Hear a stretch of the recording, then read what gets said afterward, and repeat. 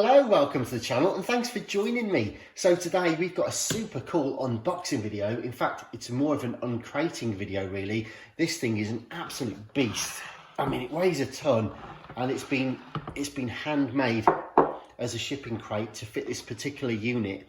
Now, I did buy something from this seller recently and it was a Sharp GF555 twin cassette deck boombox and it was absolutely awesome. And I was mega impressed by the packaging of the unit. It was just fantastic. And in fact, we're going to convert the original crate into a coffee table, I think. It was that cool. So anyway, I messaged the guy and said, you know, congratulations on the fantastic packaging job. Superb. Great to see other people are showing respect and care for items when they post them. Anyways, something else came up for sale from the same guy. And I messaged him and said, look, you know, bought something from you before, what say you? We're super impressed with what you did and perhaps we could do a bit of a deal on this one. And sure enough, we did. So here it is and let's get it open. I mean, that attention to detail is brilliant. You know, he's actually gaffer taped over the screws to stop them from rubbing or catching and to stop any splinters from the edges. Chamfered the edges of the lid.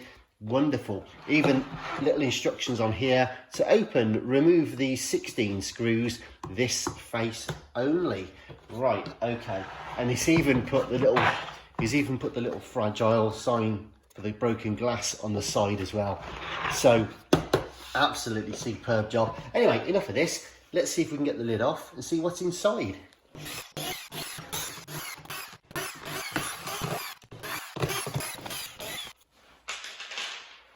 Okay guys, the moment of truth, and here we go.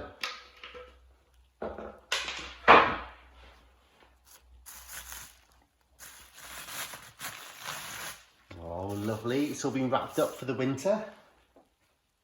We're expecting a hedgehog or something to live in here. Right, okay, well, I mean, void filled, here we go. Well, I've got a note in here as well. Hi, this turned up in some paperwork. You have the radio. Ah, okay. So this might be something relating to that 555 I was talking about. Ah, good lad. So what a bonus. What an absolute bonus. So I was telling you just now that I bought the GF555 from the guy and said what a lovely job he'd done of everything. And lo and behold, he's found the actual instruction book for the unit. Oh, that's lovely. That's very kind of him. Very kind of him. Anyways, right, I'll put that back safe a moment. And where were we? Here we go then. Oh yes, come on. In fact, just before I show you that, look, he's actually framed. You can see the whole crate is lined with batten and around the top. I mean, what a sterling job. And I'm not joking when I say he literally makes these just to ship the specific units, which is why they're such a perfect fit. Okay, guys, I've had my fingers crossed because the GF555 I bought, and I'm just looking at this through the camera at the moment. I'm not actually looking at the real unit. I'm going to wait for myself. The GF555 that I bought was in beautiful condition, and I suspected that the one this guy had was going to be pretty tidy. So here it is. The JVC RCM70. What a beauty. Right, I'm going to move the crate out of the way real quick. And bring the camera down. Beautiful RCM70, and these are just phenomenal machines. This one is an L, so there we go. It comes with FM, medium wave, long wave, and there's 3 shortwave bands as well, but we'll look at that in more detail in a moment. Whilst it's here though, I'll just check the battery compartment, and let's see. Well, there's no, yeah, a little bit of furring up in there, but nothing crazy. Springs don't feel too bad.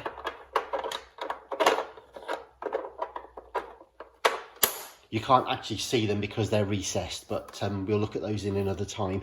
External antenna there as well, if you wanted to, and you've got your 2 extendable aerials.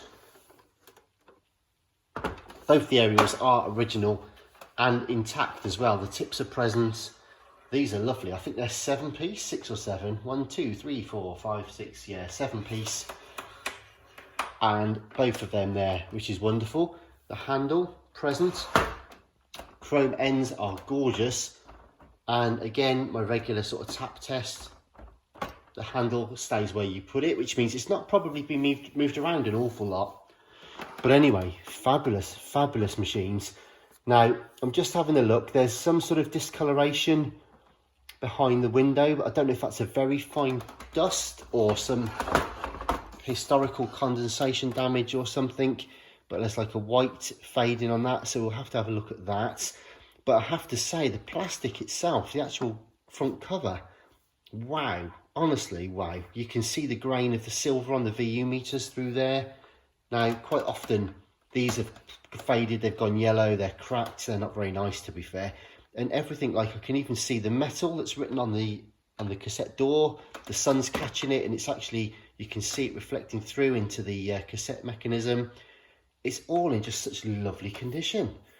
Very nice. Okay, so what have we got then? Well, it's a radio cassette from the very early 80s, like about 1981, I think, this one. It's got separate volume controls for your left and right channel. You've got bass and treble on sliders as well, and separate left and right recording level sliders there as well. Okay, you've also got your manual and automatic recording levels for there. And in terms of your tape, you've got your type 1, your chrome, and as I alluded to just now, the type 4 metal position as well, should you want it. You've got loudness switch to give you that extra oomph at lower volumes. And then you've got your mono and stereo. And in addition to that, then you've also got your tuning and battery meter, or your level meter, which affects the performance or the function of these 2 VU meters just on the front there. Okay, so your master switch is a tape, radio, 5-pin DIN in, and phono, and they are addressed or accessed via the side just there. So you've got your beat cut, stereo headphone out, external speakers at 8 ohms. There's your 5-pin record and playback for integration with other units. Left and right stereo mics there.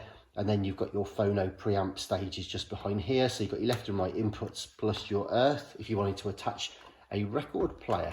So this literally would be, you know, the heart of a music system. It was a perfectly awesome standalone unit and boombox back in its day, but also, as I say, you could also plug 8 tracks if you had things that preceded this into the side. You could plug your record player into it. You could hook external speakers out of it. So yeah, I mean, it's just a heck of a, you know, essential part of a hi-fi system, as it were, back in the day.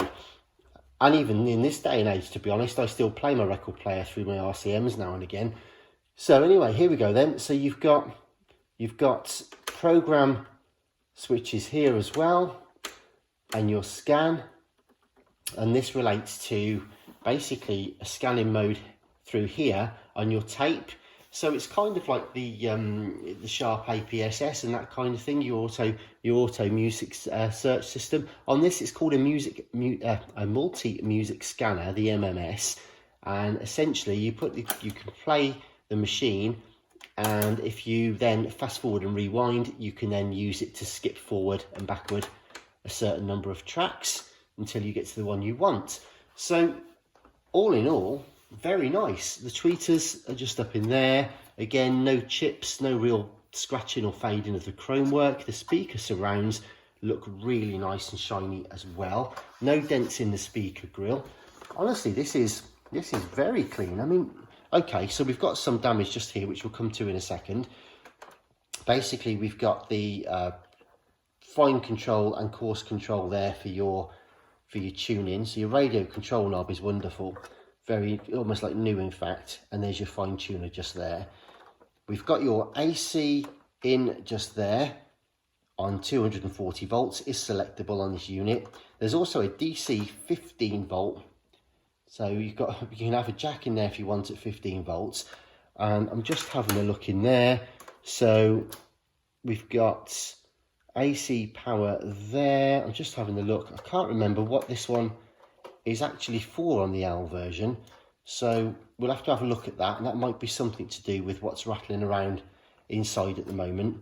I've got a couple more of these for reference, but I can't really remember, if I'm honest, what this one is just here. So let's just plug this in here and hope for the best. Put the aerials up, and this should work. We should get there in the end. Here we go then, guys. FM, actually, right, volume down, FM, there's your radio. So I'm going to try and reach across you now and just tune this in.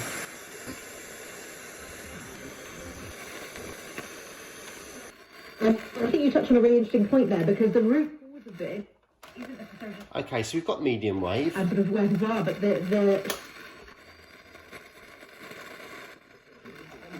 I'm resting him. Yeah. There's your long wave.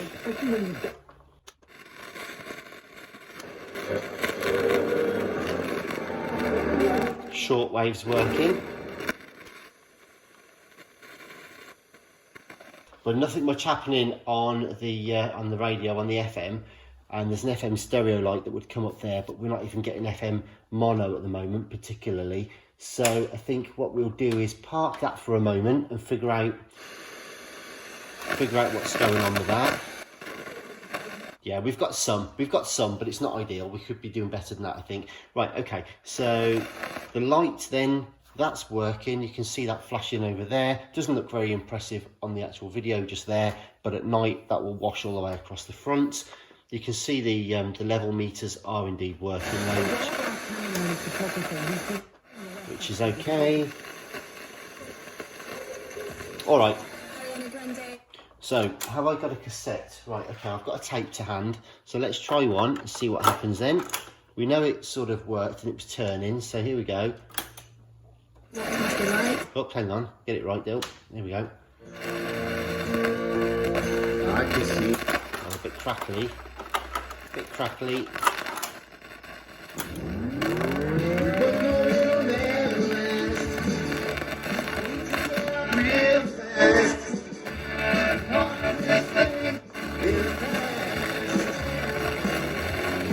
Alright, so it's very noisy, very crackly.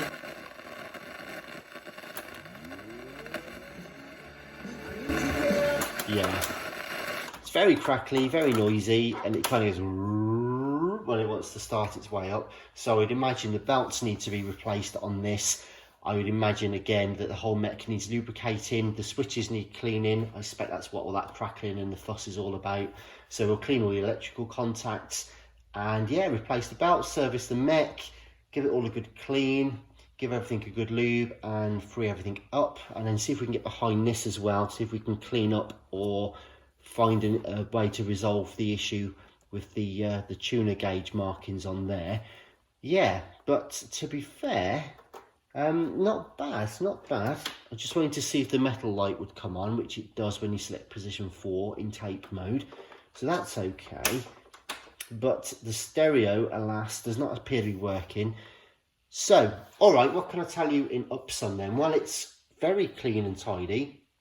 It hasn't suffered any damage in transit, which is great. I think that whatever is on the side needs to be looked at with regard to the power supply. And again, it could be to do with the filter caps or anything on the power supply. There could be all sorts of issues with it. I mean, she's an old girl now, 40 odd years old, so we may end up recapping a bit of this, but we'll certainly go through it. We'll clean it all up, give it a good check over, clean the switches, replace the belts, do the capstan, the pinch roller, clean the heads, just free everything up and go through it. And I reckon there's going to be a little gem in here. So really looking forward to working on this one. It's certainly got the bones of a lovely unit. So thank you very much indeed for watching. Please subscribe and hit the notification bell for updates, because I promise you I'll be back with this pretty soon. I mean, I've got a load of boom boxes in progress. It's been a funny old summer one way or the other. I've had a lot of Walkmans and stuff like that on the go, and I've got much better access now with the workshop to be able to crack on and get these boomboxes done through the winter. So it's going to be a lot of fun. We've got big sharps going on, we've got the VZ2000, we've got the GF555, we've got RCM70 project going on, RC-838 to do, some 828s, 9475s, all kinds of stuff. So it's going to be ace. We have honestly got so much stuff to work for. It's going to be fantastic. I'll be doing loads of updates, loads of different videos.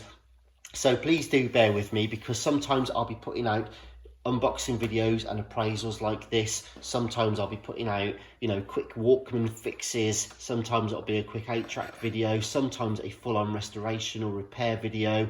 Sometimes just a quick belt change video. I'm just basically going to put all the stuff out there so you guys can pick and choose what it is you fancy and what you're into. And so hopefully you'll enjoy that. But anyway, thanks ever so much for watching, and take care. I'll be back soon, as I say. So I'll see you then. Bye bye for now.